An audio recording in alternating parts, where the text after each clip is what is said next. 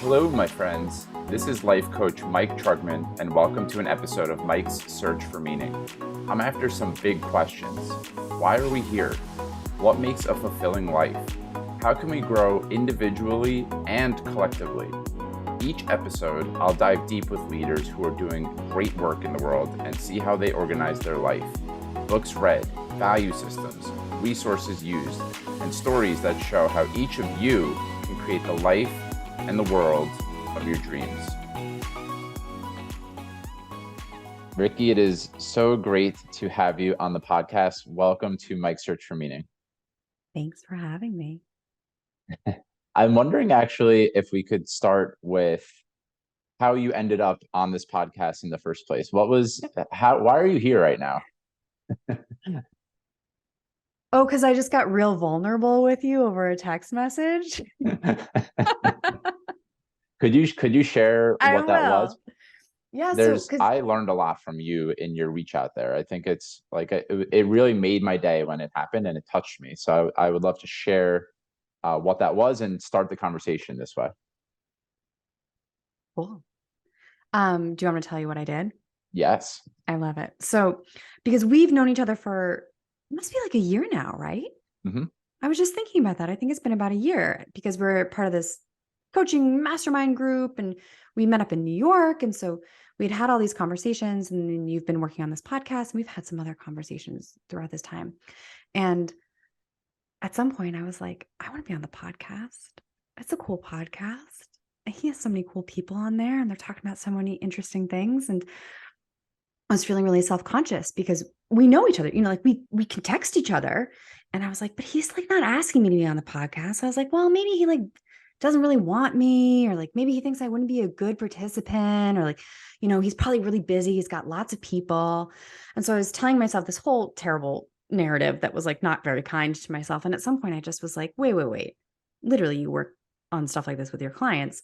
You should also do these things. And so at some point, I just awkwardly sent you a very vulnerable text message that basically said, I want to be on your podcast and it's okay if you don't want me to be. I gave you like an out, but I basically, because I had this whole moment that I was like, it might not be that you don't want me on the podcast. Maybe you just haven't thought about me for it yet. Maybe you have thought about me, but you're totally overbooked and you're busy and lots of people want to be on your podcast. And I just had this moment that I was deciding that because you hadn't actively asked me, that I was being told something. And I was like, how would I let him tell me that directly if he doesn't want me on the podcast? So I just sent you a really awkward text message with a lot of opportunities to say no to me. And I told myself that if you said no, that was totally fine. But now at least I knew. And you did not say no, because now I'm here. And now we're recording right now, so I did not say no. Big spoiler alert for all the listeners. She's here right now. I didn't say no. But in all seriousness, I really did appreciate that because there's so many good things about that. So you asked for what you wanted. That's a practice that I want to be in all the time. If I know I want something, being willing to ask for it is such an incredible skill. And another gift for me is I had the opportunity. I suck at saying no. So I actually did sit with it. I don't know if you remember, it took a while to answer your text message. I waited until the end of the day. And I said, I am going to actually check in with myself and say, do I want Rikki to be on this podcast? Yes or no? And I get to practice saying no because I suck at saying no if I want to say no. And I did not. So it was a beautiful exercise. And I do have lots of guests come on the show. I have to get better at saying no at this point because at first it was hard to get people to come on, and now I get to be a little bit more selective. And you have fit the the criteria to be on the show. I'm so glad that you're here, and it was neat to start the podcast in this way. Yeah. So the question that I usually start every interview with, and now we can get into the typical beginning on ramp of the conversation. Can't wait. We both forget that I've asked you before, so we get to live it all over again. And I have asked you in the past, what was it like at your dinner table when you were growing up? And now you get a round two shot to answer it, but this time recorded. So Rikki, what was it like at your dinner table when you were growing up? Oh my gosh, you did ask me this question. That's beautiful. Okay. dinner table. Got to paint the scene, which is that we had a round table, which actually, by the way, I still really love round tables and have frequently been upset that where my current situation, I can't fit a round table where we would be seated, because I have this affinity towards round tables because you can see everyone. There's less sort of delineation. Well, we had this round table. It was like a mid-century modern tulip style Formica top, like fake wood top, in the corner of our kitchen. So we ate in our kitchen, not in our dining room. We had both. That's very fancy. And we all had assigned seats. So I know exactly where I sat. And my family is like this. They still have assigned seats anywhere they've ever lived. I'm used to the idea of having assigned seats. My partner's family does not have assigned seats. So he thinks it's really strange. Oh, chaos, man. What the It's hell? chaos. I'm like, where am I supposed to sit? I don't understand. I'm still confused. But in this dining situation, I sat across from my sister. My mom sat to my right. My dad sat to my left. Somehow the trash can was there, which I always like to remember that the trash can was right there next to me just in case. And I was seated in the position that's like clearly for youngest, which was easiest to get up from the table. So like I was always the one that had to like hop up and get things. In terms of, so that's setting. I had to give you the setting so that you understood. Also, you have to assume that everything was like Formica and like had some brown accents from like an old kitchen that had never been updated. And the subject matter, it sort of depended. I think we talked about this last time, which was that I don't remember when I was younger having meals at the table. It's more as I aged. And my dad worked a lot, so he often wasn't there at the table because he was still working, or he would come and sort of, we would be in open conversation. And it was, I still remember like the time my mom tried to introduce the idea of like, what's one thing that happened to you today that you're grateful for? And I was like, we're not tradition people. I don't have anything to say. Um, but yeah, I just have like these very fond memories of sitting around this round table, always with like strong eye contact with my sister. And my dad's Ukrainian, so there was always these certain foods that we had at the dining room table that was specific, that I didn't realize were strange foods until I went to college and was like, you guys don't have pickles at every meal? Like, this is so weird. But yeah, I think that's kind of what it was like. Well, thank you for the beautiful visual illustration of what it looked like, really setting the context of where you were sitting, what the food was like, what the conversation was like. Feels like a full download into what the dinner experience was when you were younger. And another come from that I have with that question is, what was young Rikki like? What were you like as a child? And maybe if you want to extend this into where you are now, what do you think brought you into the field of coaching and wanting to understand human behavior and et cetera, et cetera? Okay, so I was a total ham. Like I was like such a hammy kid. A lot of times when I was younger, I'm very aware of the fact that I used to, instead of eating, would get up and do like an entire performance for my family, which included like I was either directing a play of imaginary creatures that were not there, or I was part of the play. There's a whole storyline that when I was quite young, I used to just stand up in my high chair, slap my hands together, and dive onto the table. And the only warning you got was that I slapped my hands together first. And like everyone had to drop and catch, like trust fall exercises nonstop. Um, and I was definitely a performer. So when I think about even from a young age, like the first things I did was, soccer. My town was big on soccer, and my dad's Ukrainian, so soccer, come on. And I wasn't very good at it. Like, and then very quickly I switched into things like rhythmic gymnastics, which is like a very Russian, Eastern European sport, but it's you on your own in front of people. And that kind of was a continuation, actually. So I did, like, in terms of my extracurriculars, and I think it gives you a little of information about me, which is that I do rhythmic gymnastics, I do ballroom dancing, I did speech and debate, which is like a very fun thing if people haven't heard about it. But I did that for a long time. I coached it too. And so a lot of the activities that I did was you kind of have to stand on your own 2 feet, either yourself or maybe with a partner, and you're going to perform and you're going to be judged and you're going to receive judgment, rating, response. I will say that builds a lot of grit and resilience from a pretty young age, because you're used to just going out by yourself, having to do something, and then getting told really quickly, like, you weren't that great at it. Awesome. Um, so that was what I was doing when I was younger. I was always like a super ham. Um, the joke my speech and debate coach she called me the social butterfly, because every time we went to a competition, I was friends with everybody and sort of had a great time. And that continued. So when I went off to college, I studied math and theater. So again, Ukrainian father. So really loved math, really loved theater. That was a good reason to sort of be able to do theater, was to also be doing math, because it's kind of like, what are you going to do with a theater degree? Which was the question that he had. Great question. I mean, complicated.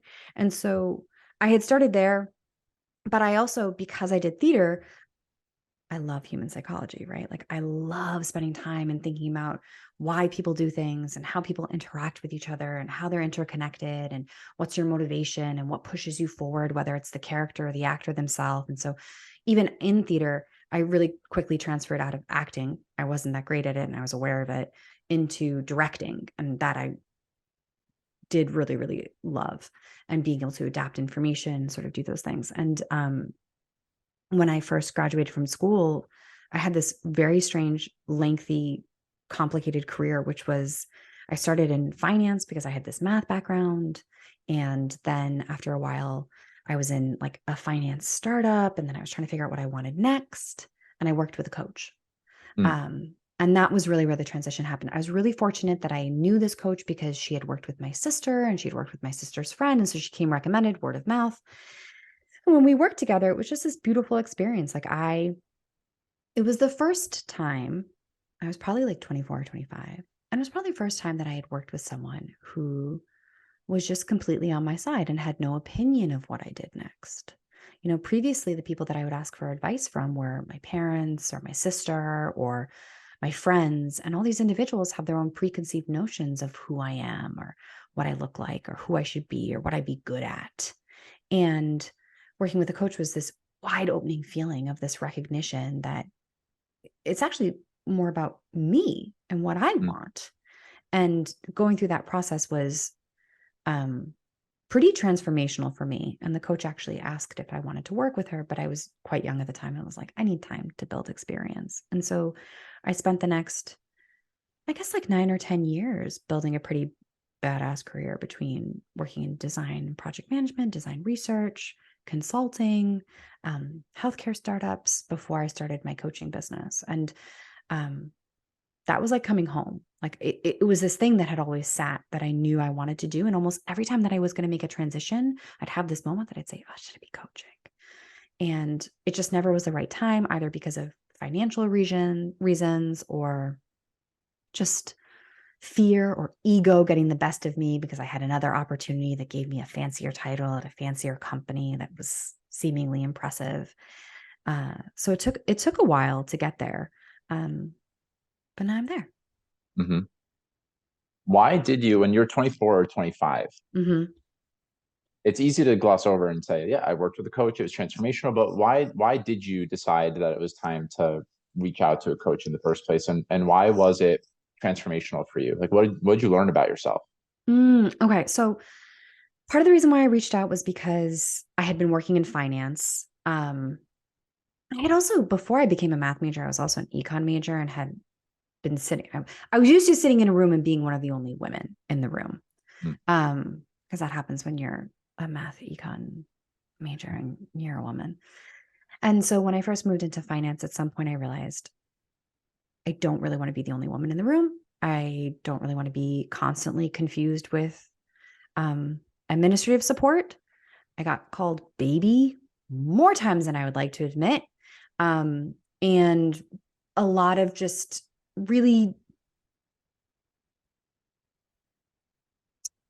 unkind behavior towards being a woman who also happens to have a pretty young face. Like, I have a young face. I know this about myself. And that really impacted my ability within the financial space. And at some point I realized I don't care enough about finance to also want to like make my mark here. I think there was this piece of me that would have stayed longer in that space if I was like really excited about finance and wanted to sort of show them who's boss. Cause like I love a bit of that.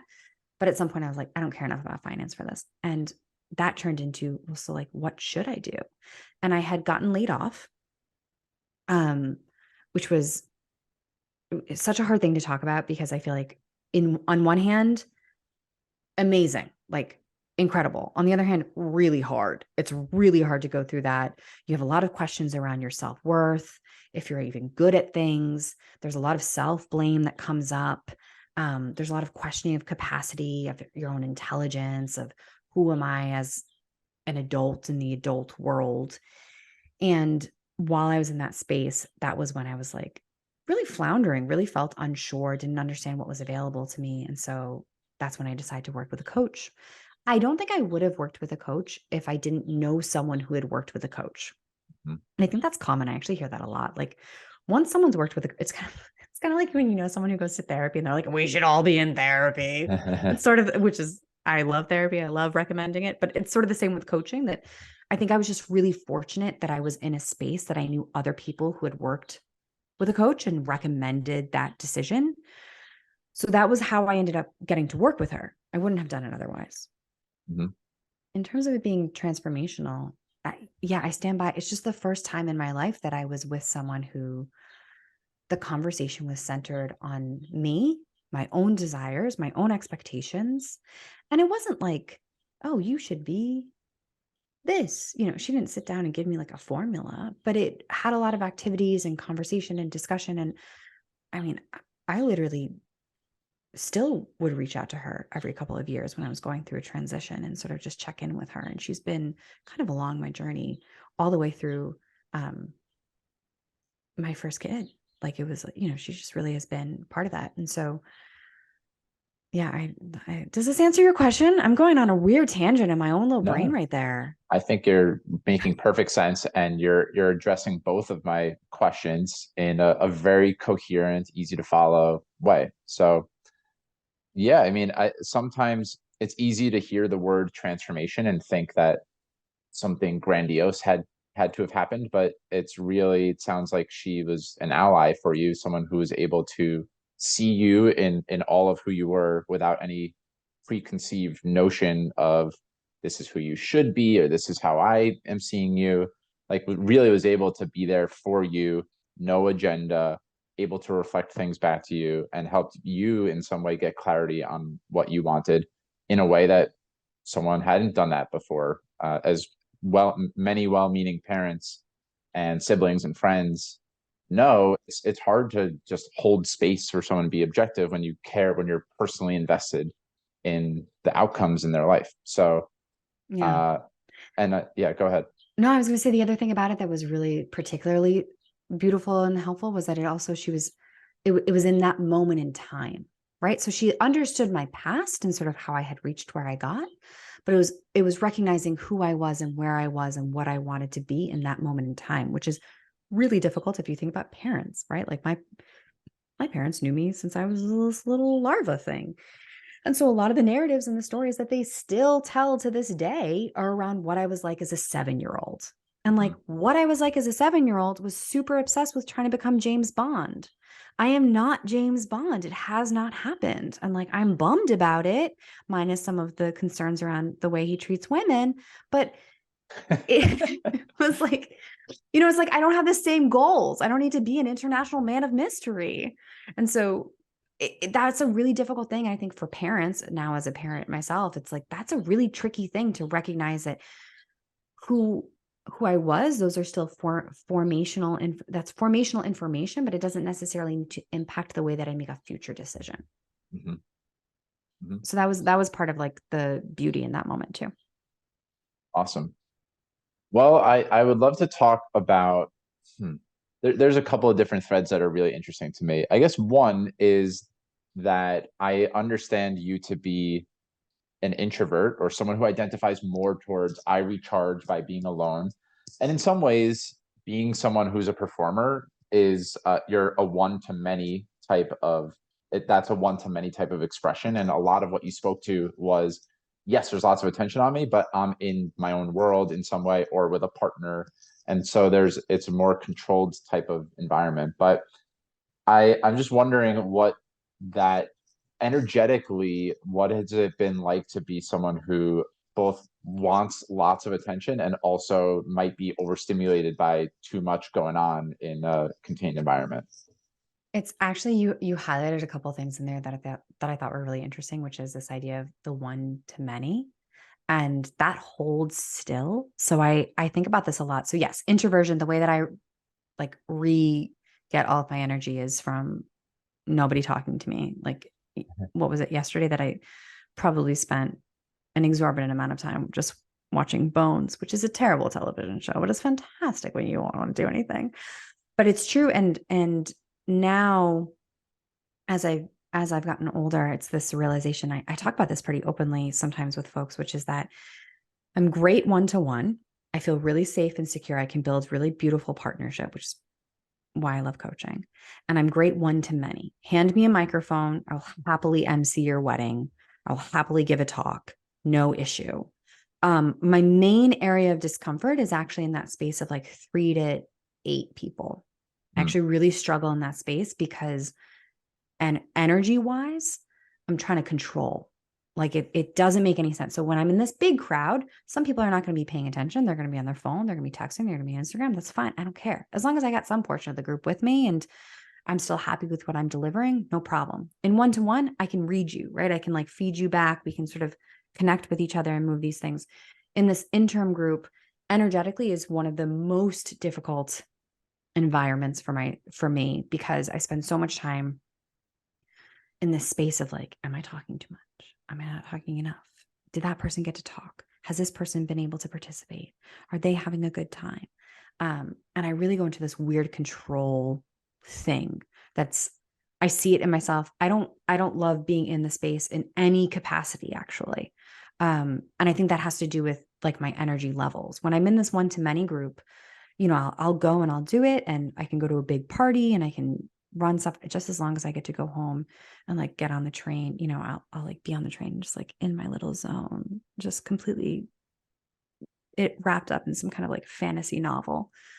And or in one-to-one, I can spend some of my days, I'm in 6 hours of coaching.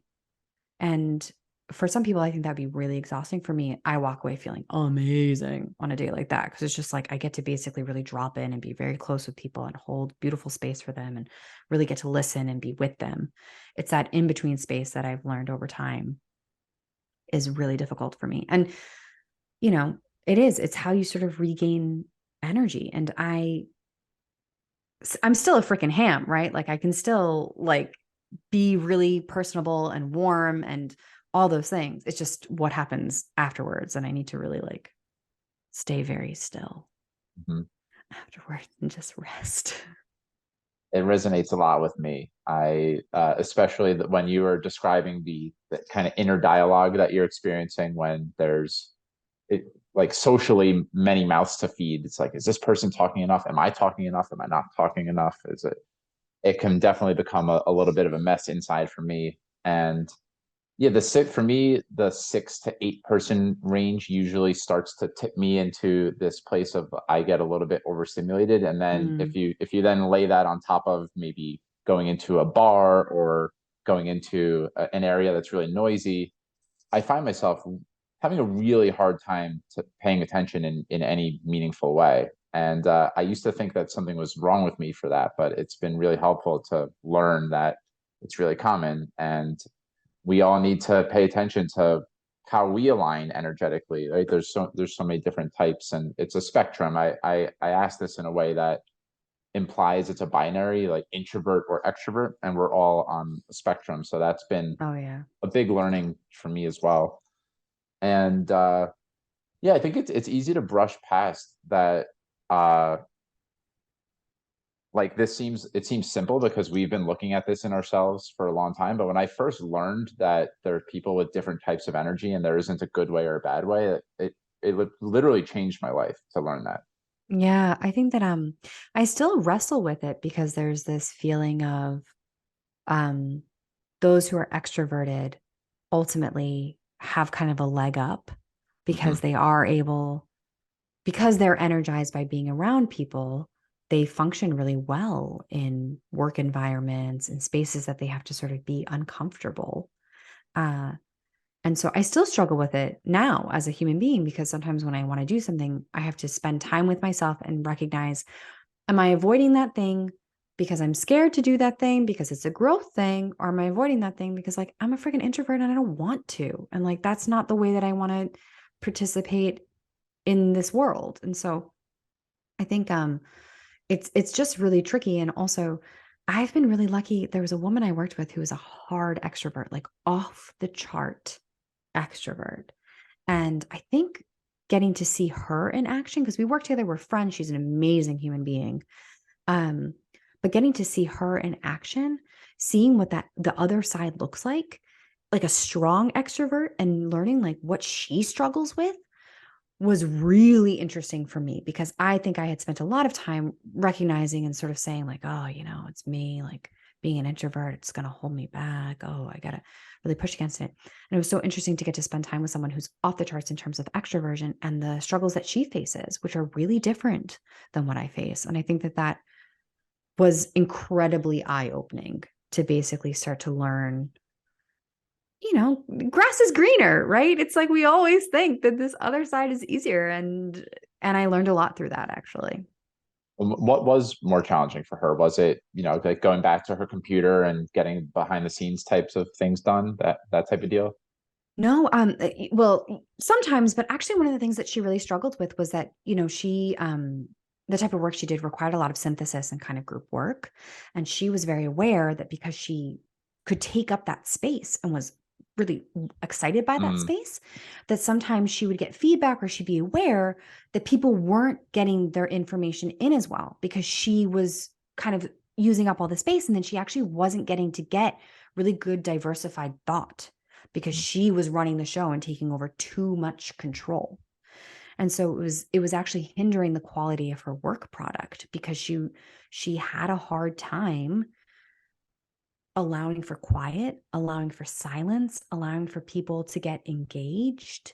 And so she had all these different methodologies that she would leverage in order to tell people this about herself, first of all, so that people knew, please interrupt me. Like, I will not be offended if you interrupt me. And I need to be interrupted. Actually, if you don't interrupt mm, me, I will just keep talking. And so mhm, knowing that, you felt really comfortable interrupting her because you knew she wanted you to.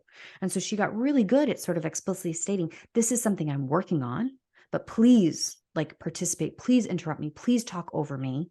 I'm aware that I kind of can bring this sort of energy into the conversation. And just knowing that was something that she struggled with, because she had a hard time being able to really listen and not start thinking ahead and getting excited and making things, which granted, this is also what makes her incredibly successful and a really talented individual. It's a superpower in many ways, but she also wrestled with, how do I still also engage additional thought? mhm, mhm. Yeah. So you said at one point, I don't know if we were recording yet, but that you would be able to get on a soapbox about a lot of things. So I want to just plant the seed that if there's any topics that come up that you want to get on a soapbox about, I by will all tell means, you. I'll bring my let's get in there, soapbox. bring it in. I love a And soapbox. And something that it's been lingering in the back of my mind a little bit is that while I haven't explicitly been coached by you, I don't think that we've ever done a session or booked a time where I was a client and you were a coach. But what I have done with you is have conversations where I have been opening up to you. You have been holding some sort of space for me.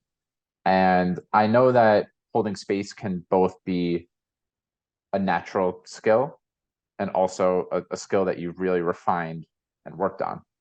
And there's probably so many different things that go into how you are able to show up present, cued into what's happening to the person that's talking to you.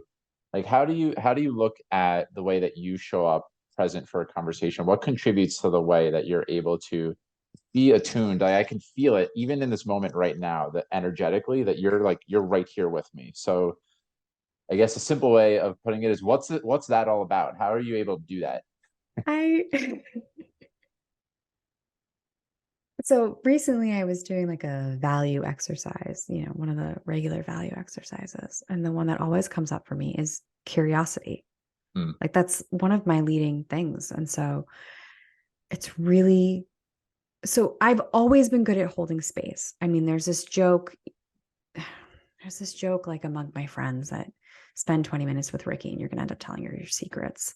And it's because, and a lot of people say it's because I can be quite stubborn and quite aggressive, but when I'm talking to someone who I don't know or someone who I do know, and you're starting to share information with me, I've been told that there's not a lot of judgment that comes off me. It's different if we're good friends and I'm being a jerk and like you're talking about your ex that you're thinking about getting back together with. I'm going to have some opinions there.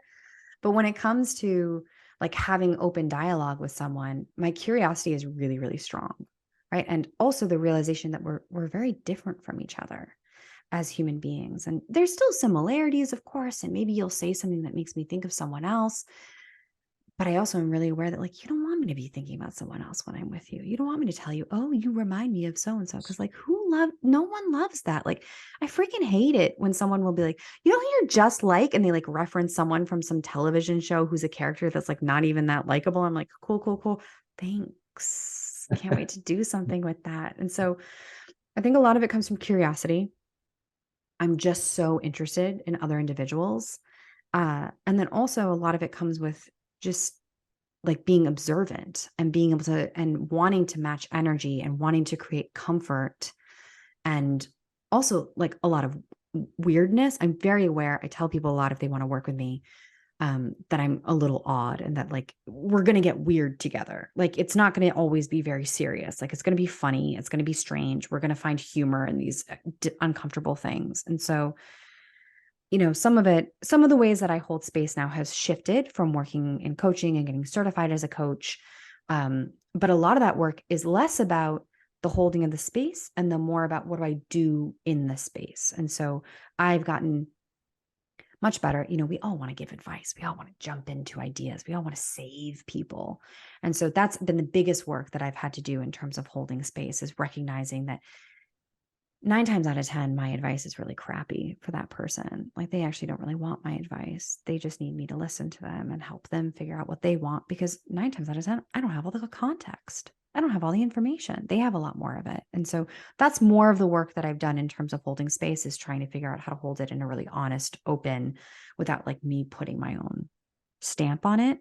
But yeah, curiosity and just like real joy in getting to really listen to someone. Like it's just, I spent like 6 or 7 years working as a suicide prevention counselor and in the LGBTQ space. And I got to talk to some just incredible kids that just were so beautiful and amazing and just weren't getting that space. And it's just such a freaking honor when someone is open to sharing their stories or their secrets or their desires or their wishes. And I just like, oh my gosh, it's such a freaking gift. Like, when people make the joke, oh, you talk to Rikki for 20 minutes, you'll tell your secrets. I'm so honored when I talk to someone and they're going to tell me their secrets. And like, I'm not telling anyone your secret.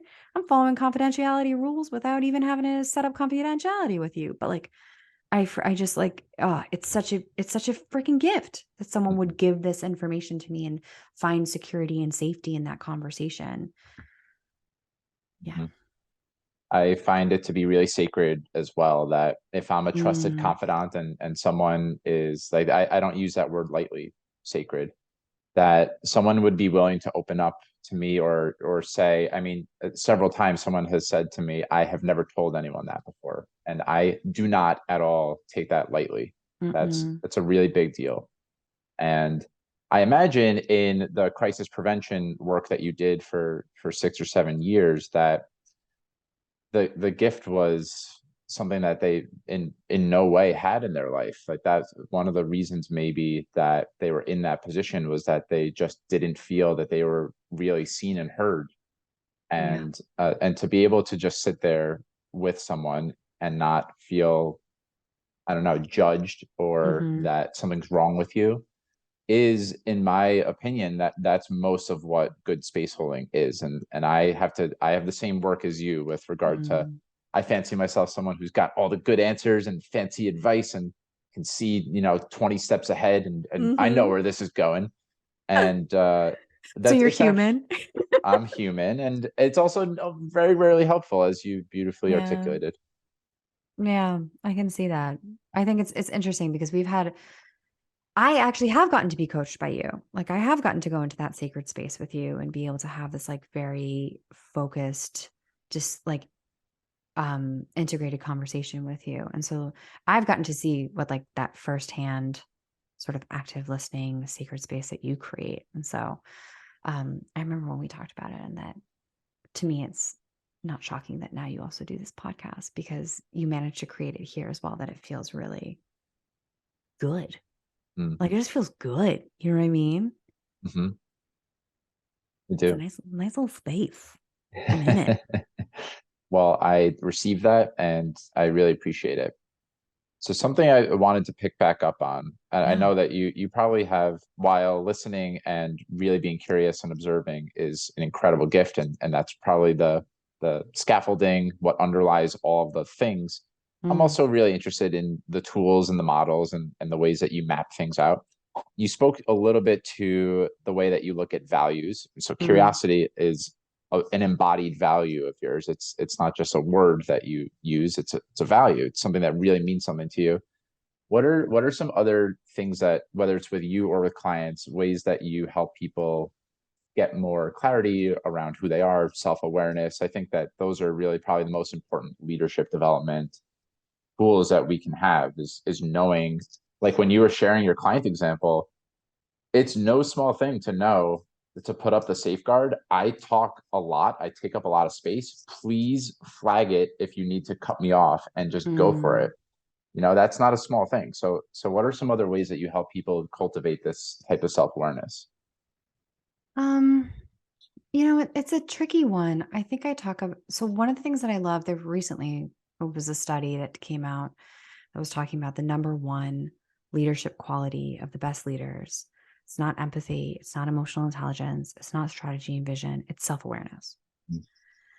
And listen, I don't know where the study's from. I don't got details on that. So, you fact check me on that. But ultimately, I like it because it just resonates, right? There's this idea that in order to be a leader, in order to sort of be in control of your career, your organization, your team, your product, you really need to know yourself very, very, very well. And so there's lots of different ways to do that. And I think that sometimes, yeah, values work can be great. Um, Sometimes I use Strengths Finder, like the Clifton Strengths Finder. I'm a big fan of that. Big fan. Um, and and some of it's also around getting really interested in terms of patterns that are showing up. When someone uses words like I always do this or I never do this, and getting to learn more about where that comes from and why that exists and how it impacts the decisions that we're making moving forward. I will say, um, almost all my clients either are or end up sort of also working with a therapist, and I love it. Like I have my own therapist who I'm obsessed with, and so I actually really love that about my clients, is that oftentimes they're working with a therapist and they're working with me, and it helps create really beautiful delineation between the work that we're doing. Um, so they have a space that they can kind of go into their past and spend time with their patterns. And then with me, they can come to me and say, hey, in therapy, I was talking about this pattern that I have, and I think that it's showing up in this space in the workplace. And like, what can we do to work against it? And so even the fact that that self-awareness has existed, because sometimes working with a coach can be a little bit more active, right? It's oftentimes really focused. A lot of the folks that I work with them for specific shorter periods of time. Like a lot of my folks I don't work with for an extended period of time. So because of that, we get a lot done. But that sometimes means that we don't get to get the same level of depth that you would if you're working with a therapist every single week as well. And so having that partnership and that paired I love it. I'm like a big fan of it. Doesn't always happen, but I'll say a lot of my clients are doing both. And so that makes a big difference as well. I'm trying to think, you were asking about like tools and frameworks. Are there other ones that I specifically really enjoy doing? I don't think so. I think a lot of it is around pattern recognition. I think that, Mhm. um, my when I was trained as a coach, and I will say that a lot of folks, when I start working with them, I use a lot more container around the work that we do. So like I'll assign them homework, or I'll think about like tactics that they should try, and I'll give them things to do. And then over time that really relaxes because we've actually created a relationship and a rapport that's really clear there. And so I usually joke, most of my clients, I work with them over 3 months, and we meet every other week over those 3 months. And it's usually, I have around session 3 or session 4, usually people show up and they're like, I don't even know what I want to talk about today. I'm like, amazing. Give me the ball of yarn. And then they'll just kind of word vomit at me, and it really transitions the way that we work together moving forward. Um, but that's, I guess I have more constraints sort of usually in the beginning, like we might do values exercise, but always there's things that we can kind of play with. Mhm. Yeah. Yeah, I think I mean, if I asked myself the same question, I would have a hard time. I think when I first got started, I wanted to cling to a certain way of doing it. Like I had Mm-hmm. a preconceived notion of how a session would look in my mind, and would also Mm, plan for the different things that if the conversation gets stuck, like this is what I'm going to ask, or this is a thing that they said 3 weeks ago that I could bring back up. And I think that a lot of that has to do with the conditioning around having, needing certainty in some way, or wanting yeah. control, or the fact that as a coach I need to have a good answer or lead them in some way. And Yeah. what you're pointing to, which is my favorite style of coaching, is if we both show up, whatever is meant to emerge is probably going to emerge. And like if Mm-hmm. we just let it unfold without trying to control it, we're going to get where we want to go anyway, right? Yeah, I will say often those sessions where there's less control in place, more gets done Hmm. just because we're more open to it. There's certain things. So some of the clients that I work with, a lot of folks I work with are often going through transition. Either they're going to become a new leader, they're starting their own business, they're deciding to transition careers. So there are things that I often will do with clients over and over again, but those those things are they're separate than the actual work. I often try to keep those things separate so that we can have our session and really focus in on what makes the most sense to talk through, and then adding those things later. But yeah, it's a difficult start of coaching. I remember when I first was doing my coach training, that was a question that I had. I was like trying to be like, well, what tools do I need? What should I leverage? Like, da da da da da. And every coach kept being like, hey, you don't need tools. Like, stop trying to like shove tools down their throat. That's a protective measure. And so there are still little things that I leverage. And I also spend an exorbitant amount of time reading like science backed self help or professional development books. I'm like a total nerd for that. And so in that space, I'll also like leverage some things. But there's a difference between saying, hey, let's talk about how we talk to ourselves versus I'm going to make you follow this 7-step for the next 3 weeks. I feel like that's a formula for they're not going to do it. Like, I'm not going to do it. Don't anything you try to make me do every single day for a week, I'm going to forget to do. So you gotta release a little bit. Hmm. So there are some tailored specific things that I know that you work on with Mm. yourself and with clients, I imagine. And one of them is feedback. It's something that I'm really drawn to these days. It's something that I've avoided for most of my life. Like I do not want to be told that I'm Mm-hmm. not good at something, even if I know it non-judgmentally to be true inside of me. Yeah. And there's still that part of me is still strong. Like someone listening to this conversation right now came up to me and was like, "You're a terrible interviewer, Mike." I would like that would hurt. I Yeah. would really be upset by that. But I also know that soliciting feedback is what's going to help me continue to learn and grow. So in some ways, it feels like it was always there with you. Like you pointed to early on in the conversation that people would tell you when you weren't good at it, and you were able to kind of bounce off of it. It wasn't that big of a deal. I mean, it But wasn't always enjoyable. yeah, yeah, but in some ways you expose yourself to it earlier than a lot of other people do. Like I really shielded myself from getting feedback for a long time, and only did things I knew would get approval from other people because I Mhm. knew I was good at it. And That's so like a beautiful self-protective measure, by the way. That's like it is. a very human, supportive. Your brain is trying to keep you safe. You know, it's like, don't ask for feedback unless it's like it's so, you know, our brains are beautiful, special bodies. They're brilliant. I It actually know. does, it ties in a little bit to the question, like in preparation, I Mm. just give you an opportunity to write down things that you would want to get on a soapbox about. Hmm. And so one of them was about the expectations that we place on ourselves via expectations of other people. Oh my gosh. So yeah, feedback is a tricky one, right? It's Oh like, yeah. is it is this useful for me? Is it just Hmm. them projecting their stuff on me? Yeah, there's all sorts of things baked in there, but It's is so it gnarly. yeah.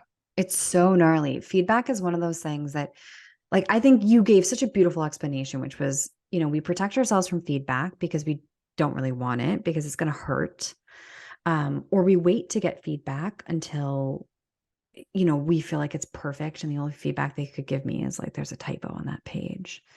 And it's really normal. And I think that, you know, I had a client who really talented, and she was terrified of soliciting feedback.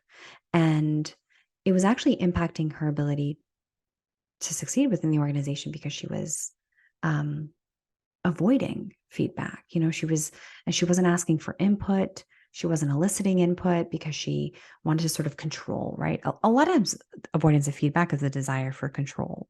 Mhm. And I think there's some beautiful things that we can do that help with that, which is one, I mean, is practice, right? Practice makes perfect and helps us, practice makes progress, I suppose. And so, one of the things that I also love to highlight to folks is like, you're allowed to put controls into place when you request feedback. Like, when you go and ask someone, how's the podcast doing? They could tell you anything. But if Mhm. you go to someone and you say, hey, I would love for you to listen to this podcast and tell me if you think there's anywhere in the conversation that I could have asked an even more thought provoking question and what it is, you're going to get really different insight, right? No one's going to come back from that and be like, you're terrible feedback. Like, you're terrible at interviewing. They're instead going to give you really thoughtful, focused feedback. So I think that's one of the things that I always love to highlight to folks is like, you're allowed to put controls into place in terms of the feedback that you're looking for. And someone still might go off the rails and give you feedback that you don't want, but then you're very aware. Ah, this is something that I didn't really want to hear. And I get to decide, do I want to take this in? I get to decide, is this necessary? Is this something that I want to work on? Is it holding me back? Am I getting defensive around it because I don't like it? Am I getting defensive around it because it scares me? Am I getting defensive around it because I don't know how to handle it? And it gives a little bit more space. I think that you know, it's Kim Scott, right, who wrote Radical Candor, and that's a great book in terms of feedback. And even in the book, as you're reading it, you're like, this is hard. Mhm. And literally, she has now kind of an entire career based on feedback and how do we deliver really helpful information and receive helpful information. And I think it's a craft. Like, I think it's really hard because I could even get really good at giving feedback to one of the people on my team when I was working within a team. And that the way I give them feedback doesn't work for someone else. And Mhm. so, feedback is one of those things that I think we all have our own styles, we all have our own methods. So part of it is thinking about the feedback that you're giving. Part of it's thinking about who you're giving it to. And some of it's also thinking about like the way we deliver that feedback. It is the reason why it's so hard is because it's so hard. It's so hard to give feedback. It's hard to deliver. It's hard to receive feedback. It's uncomfortable. When do I give the feedback? It's like, it's different for different people. Mhm. And so I actually think one of the things that I've worked with a lot of folks that I work with that have like teams is when you come onto the team, spending time with the individuals and saying, how do you like to receive feedback? Mm. What makes feedback work for you? 9 times out of 10, people don't know. That's Mhm. okay. It means like, okay, but now you know that I'm here and I want to know how you like to receive feedback. Do you like to receive it in the moment? Do you like it to be in writing? Do you like us to have a conversation that I send you writing afterwards? Do you want to make sure it's as soon as possible to the thing that occurred so that you're not going off course? Or would you rather me take time and sort of see if there's a pattern, right? These are things that we can start to learn when we're working within a team. And it ultimately can make it a much more enjoyable experience. I also highlight that, if you're a leader of a team, the first thing you have to do is solicit feedback and highlight that you can receive feedback and that you want to receive feedback before you start dishing out feedback. Cause like that's a dick move, but it's so freaking tricky.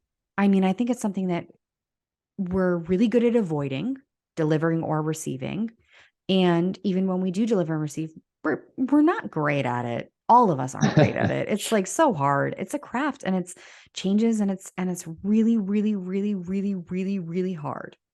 Mhm. Feedback. There's a lot that was really good in there though, Ricky, and I particularly was drawn to.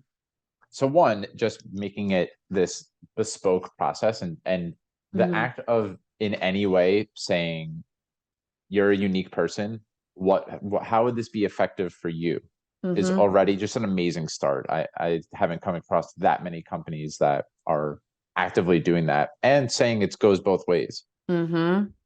and meaning that the people who are the CEO or the partners or whatever, like they're subject to the same type of feedback as Yeah. someone who's just entry level or a staff person, or whatever the hierarchy of a company is. But I think what also is a huge edge for me Mm. is ask really tailored specific questions, because with the feedback, knowing what you're looking for. So I think it identifies, there's a skill of like what is my area for development, Mm-hmm. and how can I ask a question that is going to help me make some sort of progress around the area for development. So asking a question like what could be better about this podcast is very broad. It's maybe something like, do you have any feedback about the podcast, is not a really great question. Do you have anything that you enjoyed about the podcast, is a tiny bit of a better question. But maybe, what did you think about, how would you decide to start this conversation on a podcast if you could start it any way that you wanted, or something like that? Now we're Right. getting to a really specific question that is probably going to get them to answer. Mm-hmm. So I think about this. So yeah, is I was something gonna coming say, up for you? yeah, I was gonna say, and even taking into account who am I asking for feedback, Yeah. right? Like sometimes we ask feedback from people that we really, truthfully, shouldn't be asking feedback from, Hmm. because we actually don't want to hear it from them, or because they actually aren't going to tell us truthful information, right? It's like, and that's part of it too, is and that's part of receiving feedback in general, is that sometimes you get to be like, well, do I want your feedback? Do I think it's valuable? And we kind of can decide to dismiss it. But in the instance that you're delivering here too, it's also like, whose input am I soliciting? And is that input something that I value? And Hmm. even if it's someone that you do value, they might give you feedback that you don't value. So Hmm. freaking tricky. Yeah. It really is, but you've done a really good job of addressing it. I really believe that. So, hmm, where do we go now, Ricky? We're in this interesting dance here. I Yeah, where would you like to go from here? What are Okay, so what are some something that we didn't talk about yet, I had written it down when we spoke before, was and we talked a little bit about this at the beginning. We were just like catching up, which is not recorded, sorry. We were talking a little bit about like jealousy, a hmm, comparison. And I hmm, feel like we were getting some meaty stuff there. So I don't know if you want to get into that with me here, because I feel like, would love I to. mean, I could talk about feedback all day, but I feel like jealousy is such a funny, also tricky little thing. And so I feel like we were getting into like something there Yeah. before we hopped on. And so that was one of the areas that I jotted down that I was like, oh, we should talk about that too. Hmm. But I'm open. Yeah, I'm happy to set a container. So there are the synapses are firing in my brain in a particular way right now. Let's see if I can land the plane around how jealousy connects for me. Mm, So I was really drawn to, there was a point, or maybe even multiple points in the conversation, where you spoke to the distinction between fear that is signposting you towards your growth edge, and Mm, fear that is letting you know that this isn't the right space for you, in particular around, say, facilitation, right? Like, I actually don't want to be leading this retreat. That's not a good fit for me. mhm, Versus, oh, this feels edgy. I don't know if I'm really capable of this, but I want to be. I want to be capable of this. mhm. And so jealousy, in a way, for me, brings up this a similar kind of practice for me. Is is this jealousy signposting me towards something I care about, or am I just comparing myself to other people and making this unhealthy, like I should be, right? That word, I think that word is actually a great marker for Ugh. me. Yeah, so I think, and specifically the reason we were talking about jealousy, I hope Justin, Jeremy, and Yash, I hope you guys listen to this one. I felt like you guys are leading a retreat in October, so by the time this is released, it'll still be a little bit in the future from now. Mhm. I've been feeling a little bit of, why not me? Why are you three doing it together? I want to be leading that retreat. And and for me, I actually do think the jealousy is towards, this is an edge for me that I want to be there. Mhm. But for you, that hasn't been the case. Or this No, in I was this like, the idea of I was, there's this piece that I'm like, oh, I want to be asked to the dance, and then there's another part of me that was like, the idea of being in a contained space for for multiple days with certain people, and no, like, when am I going to read my fantasy novels? I gotta watch Bones. Like, I need time to myself. Oh, you know. I'm the person who woke up on my bachelorette weekend like a little early so that I could have some solo time before Mm, I hung out with like my favorite people in my life. Come mhm. on. But Yeah. I think it's so interesting. I love jealousy as a tool. I like the way you were talking about it is sort of what I love about jealousy is that, when you feel yourself getting jealous, which is, if you're not feeling jealousy, you're not a human. Or maybe you have some kind of capability that I don't understand and I'm jealous of you now. But, when we feel jealousy, there's the initial response is jealousy, right? It's a little, maybe it's anger, maybe it's fear, maybe it's rage, maybe it's just whatever. And so I love leveraging it as a tool as of information, which is, first of all, sometimes our jealousy is unfounded, right? You might look at someone and say, and you had a really beautiful reframe in this, which is that, I'm jealous of someone, and you get to start to toy with, am I jealous because I think I should want that, right? The should, the external expectations, our external expectations of self, or is it, I do want that. And seeing them do it makes me think about like, well, like, how can I make that happen? Right. And it can be incredibly informative. I also think that jealousy is one of those things that, sometimes we have that initial response and you have to spend time with, well, what does it take to get where they're doing this? Right. There's a woman I know, incredibly talented. She's so badass. Sometimes I feel jealousy towards her. I love her. She's so badass. But then sometimes I kind of peek under the hood, and because I happen to know her well, I actually know what her day-to-day looks like. And I have no interest in her Mm. day-to-day, right? I see the effort and the energy and what she's putting into it and how much it takes out of her. And I'm like, listen, I love having time in my day to like go for a run, to decide to like sleep late one day or like take a nap or, cook a long detailed meal and she somehow still manages to do that, which I'm confused by. But ultimately, I love seeing it as information, and I love seeing it as um, giving you signals, signposts. Right? I'm jealous of this person. Is it helpful to me? Is it helpful because I see them doing something that I want to do? And also recognizing if it's hurtful. Right? I am such a huge proponent. LinkedIn, Instagram, any of the social media forums, that if there's someone who shows up in your feed, even if they're a friend of yours, and they show up, and every time they show up, you're like, right? But you don't want their life, mute them.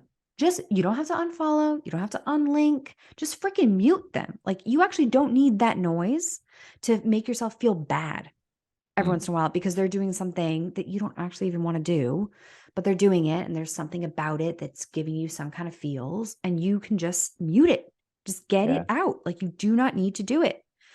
And also always remember that the version online is not the truth. It's never the truth. There's always so much behind it. Mhm. And so I love leveraging it as a tool. I think it's tricky when we think about fear in terms of, is this because it's a growth edge for me, or is this because I don't want to do it? I think that's really hard. It's hard to sort of recognize, am I avoiding this because I don't want to do it, or am I avoiding this because it makes me nervous? I'll throw this out there, which is that if you aren't sure, it just might not be time yet. Mhm. That's the thing I like to highlight too, is like, I think a lot of us as humans, when you're in the coaching development space, there's like, push yourself, go hard, peak performance, make it happen, productivity. And like, take a nap. You know what I mean? It's like, cool, maybe you do want to participate in a retreat, and amazing. Maybe that's a goal that we set for ourselves for like 2024. Doesn't even have to be this year. Mhm. Chill out. Let it have some time to breathe. What rush Mhm. are you in? Mhm. Take a break. Have some ice cream. Can I, These are can my I share feelings. a couple of things that are coming up for me? Because like Yes. it's really I really love this in the age of Instagram highlight reels and comparison culture and everyone Mm-hmm.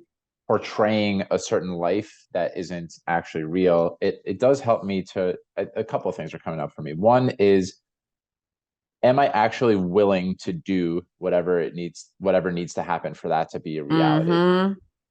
And like really honestly answering that, because that's what it comes down to a lot of the times for me with the way that I've really methodically been building my coaching business, is that when I'm actually at rest, I am not willing to compromise my next 3 years of getting really good night's sleep every night, having really spacious, taking an hour for lunch, taking 2 hours for dinner, watching a Mm-hmm. TV show at night with my wife every single night. Yes. Like I've been sold a bill of goods in a way that's I shouldn't be wanting that. And like, you got to get out of your comfort zone, bro. And like, that's Ugh. you're stunting. Gratitude's holding you back, man.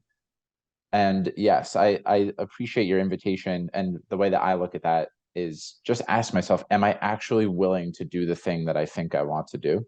And being okay when that answer is no, and that might change, and to just keep asking that question. So Yeah. that's one level. And then another is that, so the grass is always greener effect. I, in theory, love the idea of being a digital nomad. I think it's the coolest fucking thing ever. Our friends, John and Caroline, are doing it right now. Yeah. And and in some ways I feel envious and jealous of the Mm-hmm. experience that they're having. They get to go to all these cool places, Mm-hmm. experience them for 6 weeks at a time. They're actually living all over the world, meeting new people, experiencing Yep. new things. And when I travel for any extended period of time, by the end of a week or two, I want to be home so badly. Like, Mm-hmm. I love being home. And so like just acknowledging that doesn't, there's nothing flawed about that. Like, I No. enjoy having that type of consistency in my life. I like having my own space that I consistently show up to. I'm not a digital nomad type of guy, at least right now. Yes. It's like, we're not all the same. I think it's beautiful. And I love that, right? Because our friends, John and Caroline, they're incredibly crushing it. They're having such an amazing time. I love following along. And at the same time, I love that I get to rest in the bed that I have selected and is beautifully comfortable. And I get woken up at 6 o'clock in the morning to a 3-year-old who says, Mama. I'm like, it's great. It's good, Um, yeah, it's tricky. I think it's also moments in time too. I think that impacts me as well. I was with a couple this past weekend, and they were talking about like going on a trip, and I was getting so jealous. And I was talking to my partner about it afterwards, and he was like, yeah, they don't have kids, Rick. Like, we have a kid. Of course, we're not going to just say, hey, let's like jet off to a European country for a hot minute. Like, girlfriend is in school. Like, what, where's she going? Is she coming with us? Is she staying home? Like, who's watching her? And it's a little bit more tricky. And I think that, I'm really fortunate. A lot of the clients that I work with are often in their like 30s and 40s. That's my spot. And it's because I like working in the space that there's more constraints. Mm. I love working with people who are, I've worked with some folks who are in like their 20s, and that's fun too. And I like that because there's a lot of exploration and ability, and you can kind of do anything, who cares? Let's go somewhere else and let's join a different company. And there's a lot of freedom in that, which I super fun, really intoxicating to participate in that.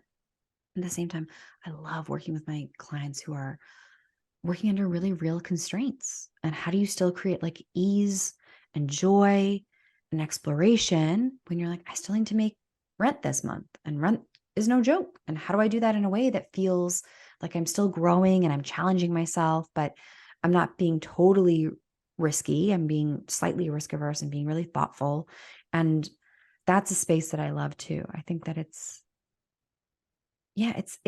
interesting as we get to know ourselves, right? It's like there's something really intoxicating about the idea of being in a new place every 6 weeks. And at the same time, my husband and I, after we spent 3 weeks in Japan, by night, by the very end of it, we were like, I just want to go home. Mm. I just want takeout from like our spot. I don't want to think about, because it's exhausting. It's like, I don't want to think about like, where are we going to eat tonight? I just want to sit on the couch. And you know what? There's nothing wrong with that. Like, I don't stop telling me that there's something wrong with that. Yeah. Society. Yeah. God damn it. I want my takeout in peace. Stop telling me to Yes. adventure and live. Well, it's interesting. It's another way of being sold that we're not enough, or our life isn't Mm-hmm. enough, and unless we are living to the max at Yeah. all times. So And that's capitalism, dude. Like, it let's take is. a quick moment. That's freaking capitalism. Like, a lot of times, another thing that I love about like the age group that I usually work with is because a lot of times that's the time in our life that we suddenly realize, is it better to make more money, or is it better to have more control over my time? Mhm. A lot of folks I work with are actually making decisions that are around how does work integrate with my life in a holistic style. I mean, those are I was joking about this with one of my clients, and he was like, I would not send someone to you who's like, I want to make CEO next year. And I was like, I don't want to work with that person. They're not going to want to work with me. They're going to be like, this girl's not hardcore enough. Because a lot of times it's actually around, well, like, how do I work to live, not live to work? Like, how do I make these things work within what I want, and what do I want, and how do I sort of think about that? And it's been really interesting. A lot of folks that I've worked with have opted to take pay cuts, or have opted to take career transitions that move them in a different direction, or have decided to sort of start their own thing. And they're thinking about their time differently. Mm. And I get to like shake my little fist at capitalism every single time. And granted, let's be real, I love when people want to make money. I love trying to figure out how to get people more money. Like, if we're going to negotiate and get more money, or like raise prices, let's freaking do it. I'm down. But as long as it's taken in consideration with everything else, right? It's not just like to get more money, to get more money, to get more money. It's, oh, I want to get more money because I want to retire early, because I want to travel. Or I want to get more money because I want to make sure that my kids' college fund is fully funded, right?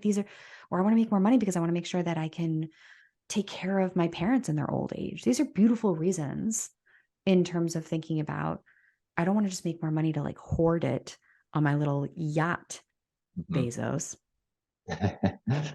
Well, what you're pointing to is it a conscious choice, or are you unconsciously driven just for the sake of going for it? So for me, if it was, Mm.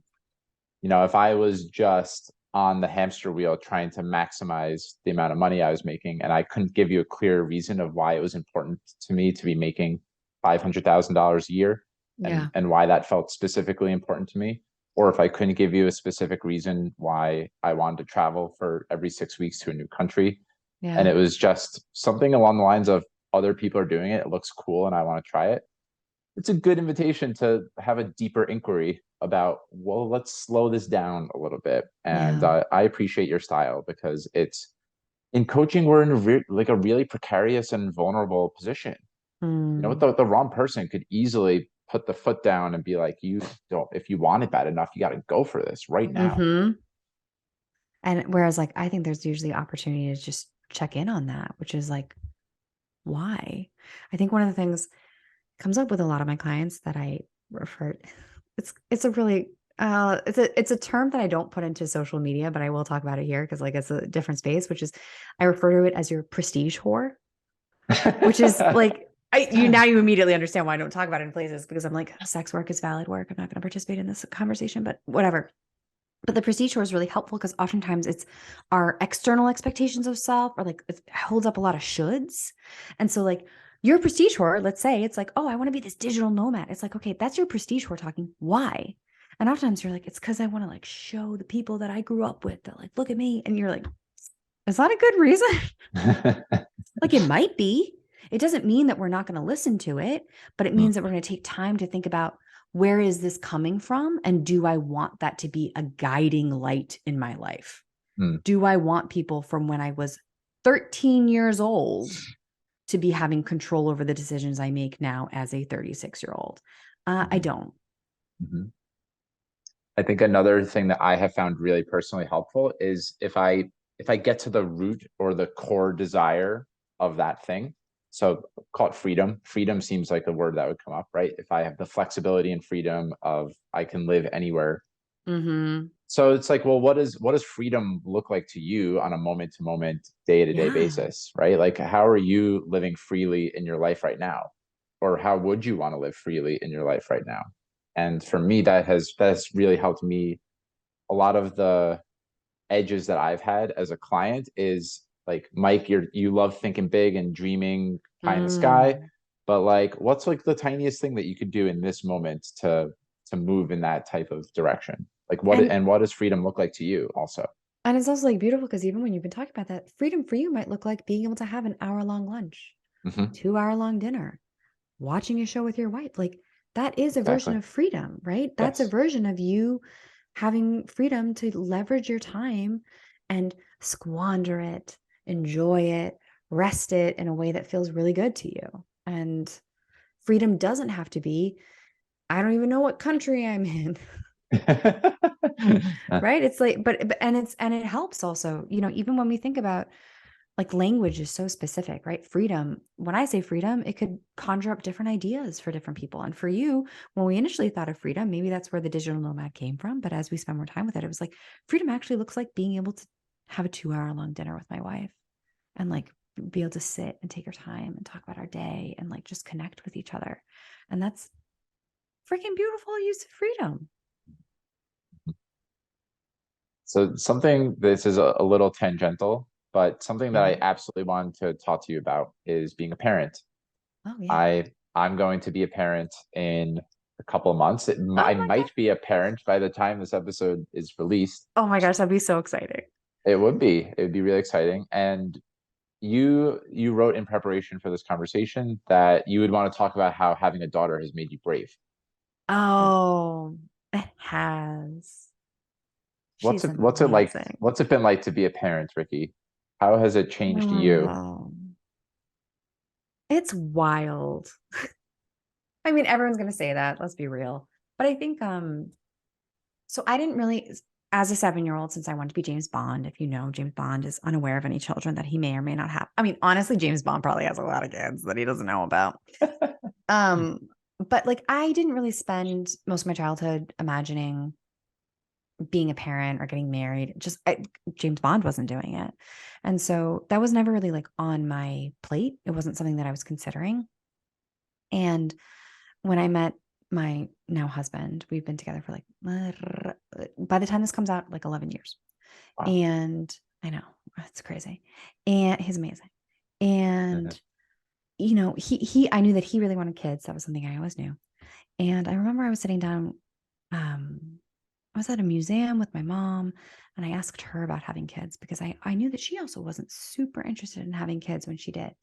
And she said something that was really powerful. Two things that she said that I thought was really beautiful was that it's different when they're yours, which I'm sure is different, which I'm sure impacts whether you're fostering, adopting, surrogacy, whatever, it's still building a family. It looks really specific to you.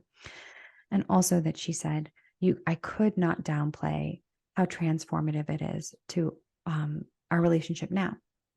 like getting to know you as an adult and be friends with you almost. We have a totally different relationship now, myself with my parents. And I hadn't really thought about that. You know, when you think about having kids, you often think about like babies and what that's going to look like. And I hadn't really thought about, oh, like, you know, hopefully if you do an okay job and if your child also does an okay job and everybody does all right in terms of communication and expectations, you might get to have a continued relationship past 18 or past the requirements that are there. And that really shifted some things for me. And so when I had my daughter, you know, I was super freaked out. I was like, oh God, that's going to change everything. It's going to be so different. She was born in February of 2020. So a lot of other things got changed right around that too. Uh, transformational year, if you will. And it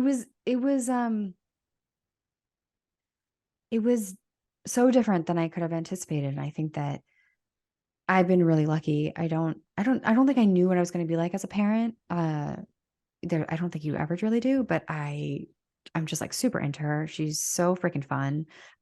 Every time that she gets older, she gets like even more fun and like more interesting and more. And so like it's been really interesting because people are like, oh, don't you wish you could just like freeze her? Or, like, you know, don't you miss her when she was a baby? I'm like, nah, dude, like she's so cool right now. And so like that's also been a really beautiful exploration in terms of how we age and change and just being present with where she is now and what's so interesting about her now.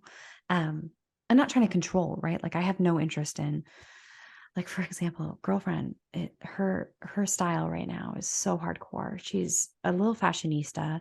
Girlfriend is wearing today. She was like, I gotta wear this dress. It's got a tutu situation. She's like, I'm gonna need this unicorn hair clip. I need my unicorn bracelet. Like, I'm gonna be real. Girlfriend looks fly as fuck. But I was like, this is not the outfit I would put together. And like, but she put on, she was like, my friends are going to love this outfit. I was like, where did you get this from? I'm literally wearing the same outfit I wore yesterday. And I probably wore it this weekend and like, it's covered in coffee, but I'm like, but you look amazing. I love it. And like, we can't, she chooses what she wears now. So, and these are like beautiful moments that you're just like, okay, cool. Like she has an opinion, let her be. And she's this own entity and it's incredible. And I think that watching her and while I was home with her is when I decided to transition into coaching. And because it was something I'd always wanted to do, but I kept getting distracted by my ego.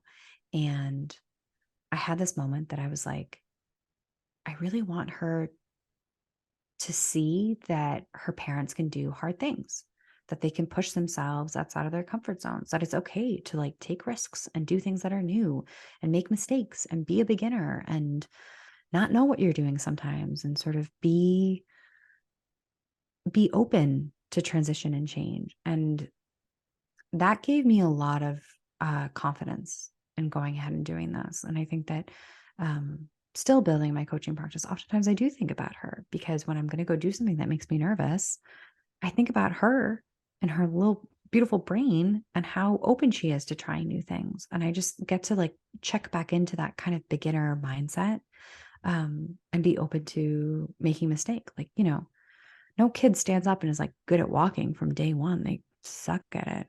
And that doesn't mean that you don't keep trying. And so it's just trying to learn new things. And I think that that's been pretty awesome. She's also like, she's great. I'm obsessed with her. She's so freaking cool. She's like such a cool cat. So I got nothing there. Mm. But yeah. It doesn't have to be in coaching or parenting. It doesn't have to be specific to anything in particular, but I'm definitely curious what challenges or failures or ways that you have fallen short have helped you learn and grow. I mean, there's so many catalyzing things happened around the same time for you, like COVID, the birth of your daughter, and starting a business, all around the same time started. I imagine that the last 3+ years have been full of learning and growing and falling on your face, challenges, failures, and you seem to do it with grace. So what has it looked like for you? Oh man, is that how it looks from the outside? The inside is much messier. According to your highlight reel on LinkedIn and Instagram, Rikki, I mean, it looks like you're falling on your face perfectly. Full circle. Love it. Um, you know, I think Okay, so there's one thing that really helped me, and I feel like a jerk talking about it, but I'm gonna talk about it, which is that I always this I'm gonna go on a weird tangent. Just go with me. I always wanted to be a runner. I always wanted to be a runner. It was something that I thought was super freaking cool. I was like, I want to really be a runner. My husband is a runner. He's fast too. And I sometimes we go on runs together. And bless his heart, the entire time I'd be like, this is terrible. I hate it. And he's like, literally, we haven't even made it a mile. Like, you are not good at this. But I kept wanting to be a runner. And at some point, I finally gave up on it. I was like, it's not going to happen for me. I'm just not made to be a runner. You know, I had childhood asthma. My legs are short.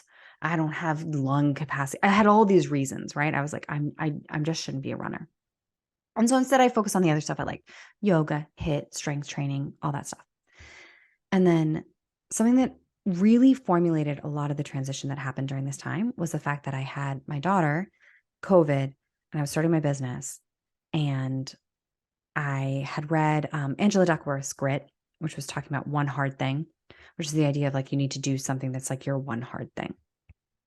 Now, seriously, any of those three things could already be my one hard thing. The fact that I was like starting a business, I was becoming a parent, I was dealing with COVID, we didn't know what was going on. And the thing that I added on was that I said, maybe this is the time to try running. And I tried it with a totally different approach, total beginner mindset. I'm talking like I started also previous times I like tried to go run with my husband who's freaking fast. This time I was like, you know what? It doesn't matter. Here's the goal. My goal is I'm going to spend some time running. Doesn't matter how fast. I'm going to do the run walk. I'm going to, I'm just going to make an effort. And I'm going to reward myself as I get better at it. And it was a game changer. So my ego came way down because oh my gosh, I'd be like going on this run walk situation. I'd just be getting passed by like women in their 70s. And I was like, God damn it. And I really had to work on my ego. I was like, I'm a little competitive. And I was like, I got to catch up with them. And the whole process of starting my business and becoming a young parent, new parent, and dealing with COVID and adding and running made a massive difference because first of all, I had this resource that I could leverage, right? I'd get an email that stressed me out. And rather than just responding, I'd actually be like, you know what? I'm going to go for my run today. And I'd go on a run. I say run strongly. Y'all should be thinking jog, like a slow jog, because that's how slow. I'm so slow and I don't care. And it was a supportive measure that I was able to sort of leave my house. No one could reach me. I couldn't hear the phantom cries of my child.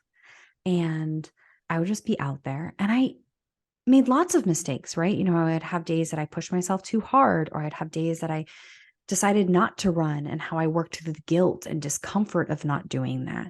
And doing that at the same time that I was building my business and becoming a parent and dealing with COVID was really helpful because it actually gave me an outlet to allow for a lot of failure and allow for a lot of discomfort and mistakes to happen while at the same time building my business. It made it easier because I was like, oh, I'm getting like good at messing up or like being slow or like having to walk.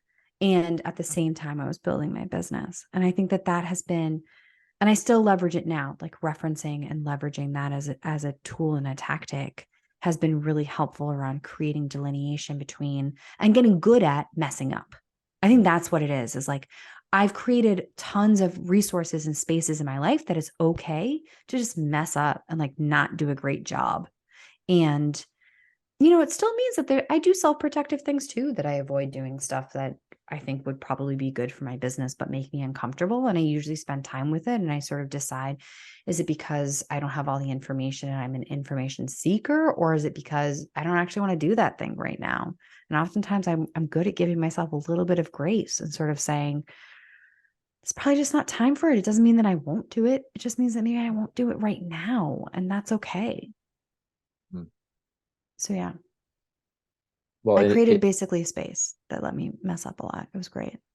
and it invokes the phrase, how you do anything is how you do everything for me. Yeah. That you in learning how to be a beginner as you're running, it helped you transpose it onto all the other changes that were happening. I'm sure that it led to more grace as a beginner of a parent Oh yeah. and as a beginner as you started your business. Yep. And it's a beautiful lesson to take away. For me, when I started going back to the gym, there were Mhm. times where 10-pound weights were really heavy for me. And That my is heavy. yes. Well, for not for a guy who's doing, like squats or something. I mean, that's objectively it's not that heavy. But We all have to start somewhere. and I let it be like, Mike, this is challenging for you. So just Mm-hmm. let it be challenging for you. This is what's going to Yeah. help you grow, not the Mm-hmm. person who's been doing this for 8 years. And, you're watching a polished version of someone else who already has gone through the beginner steps and then took it to intermediate. And it's a reminder that I need for myself all the time is to Yeah. like really be elementary about it and go back to basics and be okay with sucking at something. Like there's a theme here that we've been kind of talking about is also this desire for like, oh, you got to go hard, man. It's like that versus just allowing the process to happen. Like, I think that the fact that you were going to the gym is a win, right? It's like, Mhm. just take a step back. We were going to the gym. Amazing. You're better than so many Americans that are not at the gym. So like, who the hell cares if you're carrying 10-pound weights and the guy next to you is holding 25? It it's really hard. The comparison thing, it just shows up, right? It's like we're looking around all the time, and it's okay to take a step back and say like, I'm on my path. My path is for me. And of course, I could go harder and I could get hurt. Like, it's okay to sort of take this at the pace that feels good to me, that's still pushing me. 10 pounds is still freaking heavy. It's not that I'm like phoning it in. It's I'm recognizing where is my growth edge and I'm dancing on it. Mhm. That's it. So, Ricky, is there anything that we haven't spoken about so far today that feels important to you to bring into the conversation now? I do have some other questions for you, but they're more kind of back end things. So, is there anything else that feels important to you to discuss? No, we got in it. We did get in it. So, you had mentioned a couple of books so far throughout the conversation: Okay. Grit by Angela Mm-hmm. Duckworth and Radical Candor by Kim Scott. Mm-hmm. And we identified, but we don't know the exact merits of the article, but it rings true to me that self-awareness would be the most important skill to have as a leader. And Mm-hmm. certainly if it's not the most important, it's going to help you be a much better, more dynamic, more complete human, let alone leader. So if you were to gift any one book to someone who wanted to develop more self-awareness, what would the book be? Oh my God, this is like the hardest question you've ever asked me. Oh, If it'd there's be easier to do 3 to 5, I'm here for it. I no, I no, love. I'm just thinking. I'm just thinking. It's, what I usually think about is when it comes to like personal development or professional development books. I love to think about the ones that really hit, like the ones that sort of do something for you that make you sort of see things differently. Um, One of the ones that I usually recommend, like happily, is The Art of Gathering by Priya Parker.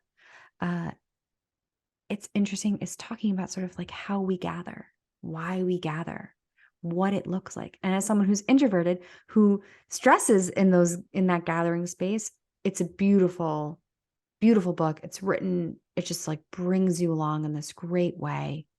I thought that was really, really good. And then another book, because that book is not necessarily going to work for someone who doesn't want to do gatherings in any format. Like, you're not going to be interested in this. But the other one that I recently read, I'm just like pulling it up so that I don't get it. Was with Amy Gallo. She normally writes for Harvard Business Review, which is Getting Along: How to Work with Anyone, Even Difficult People. Um, I like that one too. Oh God, there's so many. I just opened up my Kindle and I'm just like looking at all of the books that I've read recently, and I'm like, oh my God, I have too many. Set Boundaries, Find Peace. Mhm. Oh gosh, Nedra Glover Tawwab. That's so good. Um, Although I will say that book it's really triggering when you read it because you're like, oh my God, I'm not doing a good job of boundaries anywhere. You aren't. None of us are. but it's such a good book and it's so active around recognizing and thinking about boundaries. It focuses more on like family and relationships, but there is sections around work as well. Okay, I'll stop. You were Those like are one book, and then I was like, let me open the up my stuff. I got things to say. I love having all of them. I don't think that there needs to be a limit, but sometimes in the spirit of asking tailored specific questions, I like to hone in on, if it brings up more than one answer, that's great. But if I just said, what's a book you'd recommend, then that's very open-ended. So I've learned to be a little more specific with my question asking. I love it. What is an ordinary everyday moment that brings you great joy? Hmm. Sitting in my backyard with my kiddo on my lap, watching bunnies. We have a lot of bunnies in my town. And we recently moved from Brooklyn to the suburbs, which was and is a rough transition for me. It's difficult. It's really hard. And at the same time, like sitting with her on the chair in my backyard, and she's like, Bunny, Bunny. And we're like watching them eat and checking out birds and just chilling. And I'm like, oh, right, this is why we did this. Yeah. It's beautiful. When you hear the word success, who is the first person that comes to mind? And what does success mean to you, maybe? Okay. So that's a loaded question. I love it. I think when I think about success, I don't think there's anyone specific that comes to me because actually coming back to the conversation around comparison and jealousy, I think that the concept of success is really complicated, right? Like I could say, oh, success means Bezos because he's just like full of money, or success could mean this other individual because they're doing XYZ, or like blah, blah, blah, blah, blah. I think when I think about what success looks like, I think feeling like 80% of the time, you're pretty happy with how things are going. Can't be 100%. Don't be crazy. There's got to be one day a week or one meeting in a day or a week out of the month that things don't feel good. But Mhm, like if 80% of the time you're like, that's pretty good. I think that that's what success looks like. Yeah. mhm. Are there any, I know this is a kind of a big one, but are there any conventional personal development beliefs or things that are in the zeitgeist that you would challenge or think the opposite about? Like, for example, I've heard Tim Ferriss say that he thinks that shame could be a good thing. That would probably be unpopular with a lot of people. Do you Mm. have any unconventional beliefs? Maybe happiness is overrated. I'm just throwing some stuff out there. Yeah, discipline is bullshit. Mm, Like I get really angry around our expectations of what discipline looks like because to me it's requesting us to be machines, and even machines need a break.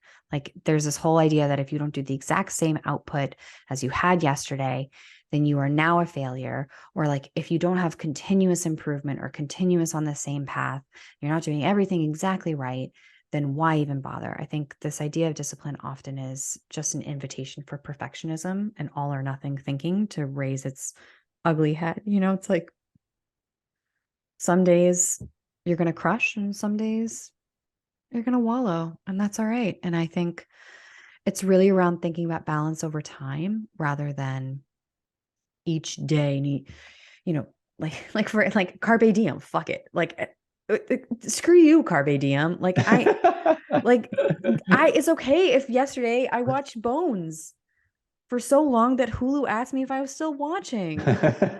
It's fine. So yeah, just I got, and this also comes from someone who people would say I'm really disciplined. People Mm, often say I'm really disciplined, and I think it's because my expectation of discipline is like, okay, cool. It's just about moving in the direction that I want. mhm. It's not about doing the same thing every single day or making myself crazy. I'm just going to enjoy this process. Well, thank you for screaming that from the mountaintop. I certainly needed to hear that. I am one of the things I get jealous of sometimes is a robot, someone who's able to just crank out 12 hours of consistent work every day. And actually, I don't really want that life. So thank you for the gift of that. Discipline is bullshit. I'm adopting that one. Take it. It's yours now. So I know that folks can connect with you at your website. It's just your name.com, right? Mm-hmm. RikkiGoldenberg.com. Your Instagram, LinkedIn. Are there other places that you would invite folks to connect with you? I mean, I have a newsletter that I always love for folks to hang out there. That's on my website too, which is the Learn Something newsletter. Um, I love a pun. And that's usually oftentimes the books that I'm reading, I often write about what are the learnings and things that you can take out. So, like, I've written about Priya Parker's Art of Gathering, some of the other books that I mentioned, actually, all of the other books that I've mentioned. So, I love to sort of do things there that are going to give you little bite sized things that you can actually try on now. Some tips and tricks, often try to find them to be science backed. It doesn't come out very often because what is discipline? It's bullshit. But when it does, I love writing it. I Hmm, think those are all the areas. amazing. So I'll link to all the places people can connect with you in the show notes, as well as the Awesome. books. I tried to jot down all the different resources and books that people could connect with, and I'll link to all of them. And the Cool. final question that I ask in every single interview, the podcast is called Mike Search for Meaning. And I would love to know, in the words of Rikki, Mm. what does it mean to live a meaningful life?